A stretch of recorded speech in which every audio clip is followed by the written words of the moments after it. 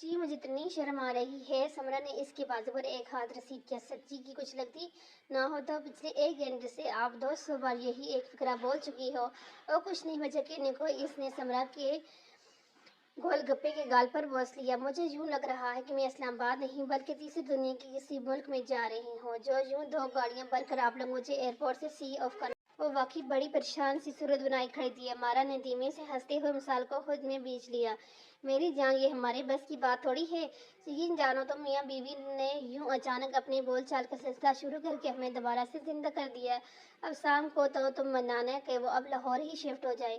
تمہاری بات کا انکار نہیں کرے گا، مجھے تو ہمیشہ ٹال ہی دیتا ہے۔ واصف نے درمیان میں ہی ٹوک دیا۔ میری بوڑھی ماں جس وجہ سے بائک پہ چھپے ہوئے تھے جب وہی وہاں جا رہی ہے تو اب بھاگ کر بائی نے واپس اپنی ماما کے پاس ہی آنا ہے۔ ہنسی کے فواروں کی دربان ایک ایک کر کے سب سے ملی۔ سکندر نے اس کے سر پر شفقت سے ہاتھ پھیرتے آگاہ کیا۔ میری بات ہوئی ہے ابسام سے؟ کہہ رہا تھا کہ کب تک ابسام کو بھیجیں گے؟ میں نے کہا ہے کہ ابھی ہفتے 2 تک۔ صاحبزادے نے خاموشی سے فون رکھ دیا۔ مگر تم فکر نہ کرو، اس کے ملازم لڑکے کو میں نے فون کر کے کہہ دیا ہے، وہ عین وقت پر اسے بتا کر ایئرپورٹ بھیج دے گا۔ ویسے تو خاموشی سے سر استباب میں ہلایا دیا۔ دل میں وہ سوچ رہی تھی آپ لوگوں کو اگر میرے یہاں سے جانے اور اس کے یوں بلانے کی حقیقت معلوم ہو جائے تو کیا ہو۔ آخر میں ابو سے ملی تو انہوں نے کئی پل اس کو اپنے ساتھ لگائے رکھا۔ دونوں باپ بیٹی کی نیم آنکھیں دیکھ کر سبھی ایموشنل ہو گئے۔ ابو نے اس کے گال پر بہنے والے چند قطرے اپنی ہتھیلی میں سمیٹ لیے۔ ابسام تم میری وہ بیٹی ہو جس نے آج تک کبھی کسی مقام پر میرا سر جھکنے نہیں دیا۔ تم یہ نہ سمجھنا کہ جو تمہارے دل پر بیت رہی ہے تمہارا باپ اس سے ناواقف ہے۔ میری جان، جب آپ ماں باپ کی رضا کو اپنی رضا مان کر انچا سینہ دنیا کے سامنے یوں چوڑا کر دیتے ہو تو ماں باپ تمہارے لبوں سے نکلنے والی ہر خاموش سسکی سن رہے ہوتے ہیں، دل میں محسوس کر رہے ہوتے ہیں۔ تمہیں یہی لگتا ہے کہ یہ رشتے بس بڑوں نے ایک دفعہ پھر سے اپنا حق استعمال کرتے ہوئے جوڑ دیے۔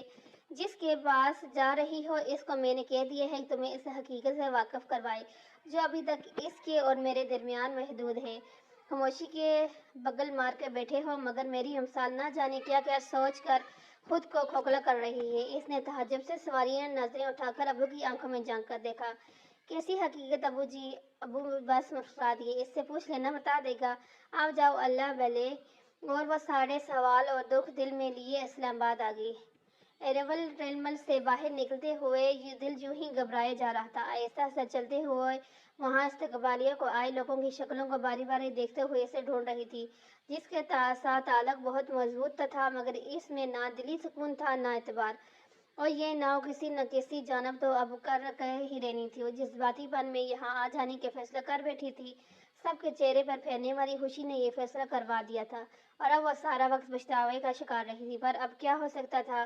وہ کہیں نظر نہ آیا۔ دل کو نہ جانے خوشی ہوئی کہ مایوسی، جب 17-18 سالہ لڑکا اس کے سامنے پھولوں کا بوکے لے کر آیا۔ السلام علیکم باجی، ویلکم ٹو اسلام آباد، یہ پھول آپ کے لیے۔ وہ دماغ میں اندازہ لگاتے جواب دینے لگی، وعلیکم السلام، آپ کون؟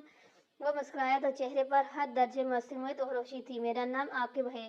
امثال کے ہونٹوں پر مسکراہٹ دور گئی، تو تم ہو عاقب بھائی، بڑے چرچے سنے ہوئے ہیں تمہارے تو۔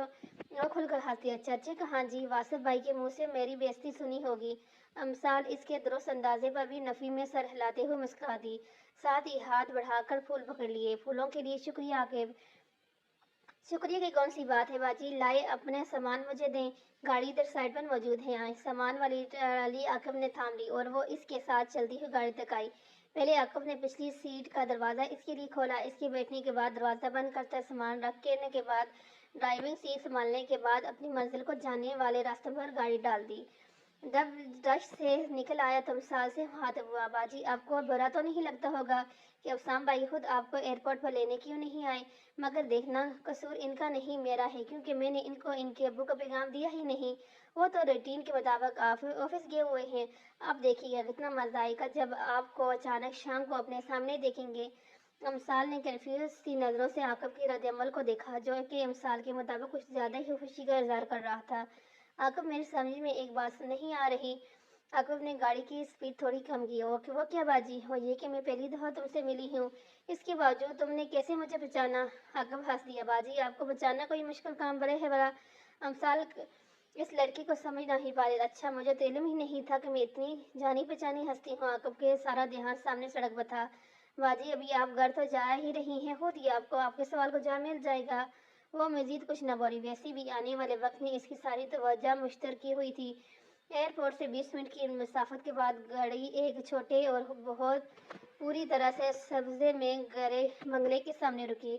आकब ने नीचे उतर कर पहले गेट खोला और फिर गाड़ी पोर्च में जा रुकी। इस वक्त दिल में शुक्रगुजार भी हुई थी कि उसाम मंजर पर मौजूद ना था। कुछ लम्हों में ही सही सुकून से गुजार सकती थी। बाजी, आप अंदर चलकर अपना घर देख लें, मैं आपका सामान ठिकाने पर रख कर आपके लिए कुछ खाने को लाता हूँ। हमसान को चूंकि भूख प्यास कुछ महसूस न हो रहा था, इसलिए मना कर दिया। नहीं, मेरे लिए कुछ लाने की ज़रूरत नहीं है, जब ज़रूरत होगी मांग लूँगी। अच्छा बाजी, सिटिंग रूम और बेडरूम दोनों जगह बजर मौजूद हैं। कोई भी चीज़ ज़रूरत हो बजर को बजा दीजिएगा, जिनकी तरफ फौरन हाजिर हो जाऊंगा। निका मिसाल इसकी मिसाल पर हंस दी। दिल संभल तो संभल जाए, फिर संभलता नहीं। तुम ही कोई रास्ता दिखाओ ना, बस यही मैं चाहूँ, कोई बात करो। है सोना मन तुझ बिन आओ ना, तोरे ना कर दूँ जो भी है मुझ में, तोरे नाम कर दूँ जो भी है मुझ में, बोले बोले दिल तेरे नाम मुझ में, बोले बोले दिल। गाड़ी की स्टेयर से गूंजी आतिफ असलम की आवाज़ को इसने हाथ मार के बंद कर दिया। माथे पर थोड़ी चढ़ाते हुए कहा, सारे फसाद की जड़ ही ये बेगैरत दिल है। ये आवाज़ बुलंद बड़बड़ाते हुए गाड़ी की ब्रेक पर पाँव मार का दबाव डालते हुए हारन मारा। दूसरे लम्हे ही गेट खुलता चला गया। इसने पोर्च में खड़ी पहली एक गाड़ी के बराबर में लाकर अपनी गाड़ी का इंजन बंद कर दिया। साथ वाली सीट पर रखा अपना मोबाइल जैकेट उठाकर बाहर निकला। आज आप इतनी देर से क्यों आए हैं? अंदर की तरफ जाते इसके कदम आकिब के सवाल पर थम गए। मुड़ कर आकिब को देखा। मुहतरम जनाब आकिब साहब, मैं आज़ाद मुल्क का एक आज़ाद शहरी हूँ, इसलिए जब मेरा जी चाहेगा मैं इस वक्त घर आऊँगा। मैं तुम्हें जवाब देने का पाबंद ही नहीं हूँ। एड़ियों पर घूम कर कदम फिर से आगे बढ़ा दिया। आकिब की आवाज़ फिर आई, तो आज मूड खराब है क्या? आपस में किसी से झगड़ा हुआ है क्या? इसने मोबाइल सेटिंग रूम के टेबल पर टच के अंदाज में रखा। और यार, मेरा मूड नहीं, मैं बजाते खुद ही सर से पाँव तक एक खराब बनता हूँ, और झगड़ा क्यों होगा मेरा किसी के साथ? तुम्हें मैं कोई झगड़ेलू किस्म का इंसान लगता हूँ क्या? हाथ में पकड़ी जैकेट पर भी यूं ही सोफे पर फेंक दी। आकिब ने इसकी गाड़ी में से निकला, इस कमरे के ले जाने सीधा इसके बेडरूम में रख दिया, जबकि वो खड़े खड़े ही रिमोट उठाकर चैनल बदलने लगा। आपको कमरे से बाहर आते हुए फिर ना चुप ना रह सका। वैसे अगर अवसारबाजी यहाँ आ जाए तो आप तब भी क्या ऐसे ही सड़ू किस्म के रहेंगे? इसके लब बच गए। बुरी तरह आकिब को रोते हुए वार्न किया, इस वक्त मेरे सामने इस औरत का नाम मत लो, और वो यहाँ मेरे पास क्या लेने आएगी? इसका सब कुछ तो उधर ही है जहाँ वो रहती है। मैं इसके लिए यूं हूँ ही क्या? बकौल शहरी जिंदा रहे तो क्या है, जो मर जाए हम तो क्या है, दुनिया से खामोशी से गुजर जाएं हम तो क्या? आकिब ने साथ ही तो बस अखबार पढ़ना शुरू कर दिया। मरे आपके दुश्मन? सामने बालों में हाथ फेरते हुए सरफराज बनाया। हाँ ठीक है, कह रहे हो। और जानते हो मेरा सबसे बड़ा दुश्मन कौन है? मेरा दिल। ऐसा कोई बेगैरत दिल है, दिल में ना जाने कितनी दफ़ा सिर्फ इसके लिए धड़कता है जिसको हफ्ता कभी मेरा ख्याल भी नहीं आया होगा। खैर, आई एम सॉरी यार, आज मेरा सारा दिन बहुत एब्सेंट गुजरा है, इसलिए तुम्हारे सामने ये बकवास कर रहा हूँ। मेरी बातों पर गौर न करना, मैं बस थोड़ा सा फेडअप हो गया। तुम खाना निकालो, मैं फ्रेश होकर आता हूँ। बेडरूम का दरवाज़ा खोलते ही सीधी नज़र इस पर पड़ी। आज भी इसने एक नज़र भी इस पर ना डाली। अपने पीछे दरवाज़ा बंद करने के बाद वो आकर इसकी एन सामने सोफे पर नीम दराज हो गया। डार्क ग्रे ट्राउज़र पर सफ़ेद शर्ट के ऊपर सॉफ्ट टाई में वो थका थका सर आंखें बंद करके चंद मिनट तक यूं ही पड़ा रहा। जब आंखें खोलकर इसकी जानब देखने लगा तो एक टिक देखता चला गया। काफ़ी देर बाद उठा, जूते उतारे और वॉशरूम के स्लीपर पहनकर दरवाजे के पीछे गायब हो गया। तुमसाल ने कब से रोकी हुई सांस खारिज की। इसकी की सारी बातें अमसाल के ब्लड प्रेशर बढ़ा रही थी, मगर वाकिफ के दिए गए वास्तव की खातिर खामोश चुपचाप बैठी हुई थी। माथे पर आई पसीने को साफ कर रही थी। जिस वक्त वो वॉशरूम के लॉक खोलने की आवाज़ आई, फौरन हाथ पहलू में गिरा दिया। वो बाहर आया, ऑफ वाइट शलवार सूट में मलबूस था, गीले बालों को तौली से रगड़ता इसके साथ आकर बिल्कुल पास बैठ गया। तौलिया एक तरफ उछलाकर बोला तो नजरें नीचे ओलेजा हारा हुआ था। हमसार, तुम एक ही दफ़ा मुझे बता क्यों नहीं देगी तुम क्या चाहती हो? कुछ देर चुप रहने के बाद फिर बोला, अम्मी कहती हैं कि मुझे लाहौर तुम्हारे पास रहना चाहिए। मुझे समझ नहीं आता कि मैं इन्हें कैसे बताऊं। यहाँ तो तुम्हारे साथ होती हूँ तो वहाँ जाता हूँ तो बहुत दूर बहुत अजनबियत नजर आती है। जब बरसों मैंने तुमसे रिक्वेस्ट की थी कि यहाँ आ जाओ, टिक भी करवा दो थी, फिर क्यों नहीं आई हो? जब सुबह से अब्बू ने कॉल करके बताया है कि हफ्ते दो बाद शायद आओ, तो तब से खुद से लड़ रहा हूँ। आज सारा दिन काम करने का बिल्कुल मन नहीं किया, पर तुमसे बचने के लिए ऑफिस में जुग मार रहा होता। घर लेट भी तुम्हारी वजह से ही आया हूँ, क्योंकि मुझे पता था सामने बैठी मिलोगी। तुमने मेरे लिए वो कहावत बिल्कुल सच साबित कर दी है कि दरिया के पास प्यासा मैं हूँ वो तुम सामने होती हुई बैठी रहती हो, हाथ बढ़ाकर पकड़ने की देर होती है वहाँ गायब हो जाती हो। वो ना जाने और क्या कुछ बताता, मगर अमसाल के जबर जवाब दे गया। फिर सारे वक्त में पहली दफा सर उठाकर इससे मुखातब हुई तो वो उछल पड़ा, तुम्हारा खाना तुम कमरे में ही लाऊं या बाहर बैठकर खाओगे? के जवाब का इंतजार किए बगैर वो कमरे का दरवाजा खोलकर बाहर निकल गई। वो अपनी जगह बैठा सोचने लगा कि ये क्या हो गया। फिर लगा शायद मेरा अलवेसन अब हद से ज्यादा बढ़ गया है, जो आज वो बातें भी करती नजर आई है। आखिर अगले पल आकर बोतल की जिंदगी जैसे हाजिर हुआ, दांत निकालते ही जी भाई। अपनी जगह से थोड़ा खड़ा होकर थोड़ी पर हाथ फेरते हुए आकब की वस्तीसी को घूरा, दोनों हाथ बश पर बांधे हुए बोला, क्या हम दोनों के अलावा वह भी यहाँ मौजूद है? आकब की मुसीबत देखने लायक थी। वो कौन? वो चलता हुआ आकर आकब के सर पर खड़ा हुआ। किचन में कौन है? इंतहा की संजीदगी थी आकब की हैबती सी। किचन में बाजी अमसाल है। वो बेसाख्ता एक कदम पीछे हटा। वो कब आई? आकब ने बताया, शाम 4 बजे की फ्लाइट से, इसी सीट से जो आपने बुक करवाई थी। आपकी अब्बू की सुबह की कॉल आई थी आपको एयरपोर्ट भेज दूं, पर भाई आपको सरप्राइज देने के लिए चक्कर में मैं नहीं बताया। अब सामने अपना सर नफी में लाया, तुम्हारा सरप्राइज तो अच्छा साबित हुआ है। इसका मतलब है इसने मेरी की सारी बकवास भी सुनी है। अब शाम की शक्ल देखकर आकिब की हंसी निकल गई। यही तो मेरा मकसद था भाई, जो आपके कमरे में कभी कभी बातों की आवाजें आती हैं, वो इनके तस्वर की बजाय आज बराह रास्त इनसे हुई हैं। इसने नरम नज़्म से आकिब को बोला, ये बात इसके सामने की ना तो जूते खाओगे। चलो अब घसो यहाँ से। अच्छा खासा बुद्धू फेल कर रहा है। आकिब अपनी हंसी दबाते निकल गया। मेरी बाजी ने खाना लगा दिया है, साहब आकर खा लें। आकिब इतना कहकर भाग गया। बाजी का बच्चा, इसने हाथ फेर कर बाहर सेट किए, फिर खुद से कहा, चलो बेचारे तरसे हुए शौहर बीवी के हाथ कर निकला, खाना खाओ। अपनी बात पर दिलकशी से मुस्कुराता कमरे से निकलकर डाइनिंग टेबल तक आया। खाने लगाने के बाद वो पानी का जग रख रही थी। वो वहीं से चेयर खींचकर बैठ गई तो गया, मगर खाने की तरफ हाथ नहीं बढ़ाया। अमसाल जो कि वहां से हटने का सोच रही थी, इसके इस रद्द-ए-अमल पर बादल नवाज तक कुर्सी खींचकर बैठने के बाद प्लेट में चावल निकालकर थोड़ा सा रायता डालने के बाद खाने लगी। अब शाम अपनी मुस्कुराहट छिपाते हुए प्लेट में सालन डालकर चपाती खाने लगा। खाना खामोशी में खाया गया। अकब ने आकर बर्तन उठाए और चाय का पूछा। अफसाम ने इनकार कर दिया, जबकि अफसाल ने अपने लिए खुद ही चाय बना ली। अफसाम सिटिंग रूम में टीवी खोलकर अमसाल का इंतजार करने लगा, जो कि किचन में बर्तन धोते आकिब के साथ बातों के दौरान अपनी चाय पी रही थी। जितने दिन में मैं इधर हूँ, तुम कामों की फिक्र छोड़कर अपने इम्तहानात की तैयारी करो। कल से मैं इसे सब करते ना देखूँ। आकिब ने जवाब में कानों के हाथ लगाया। तौबा इस्तगफार, कैसी बातें कर रही हैं? ऐसा तो आकिब की मौत के बाद ही होगा कि आकिब की बाजी ये सारे काम करे। और वैसे भी खाना पकाने के अलावा बर्तन धोने का मुझे जुनून है। अगर ये काम ना करूँ तो सबक भी याद नहीं होता। सबक याद ना रहा तो फेल हो जाऊंगा।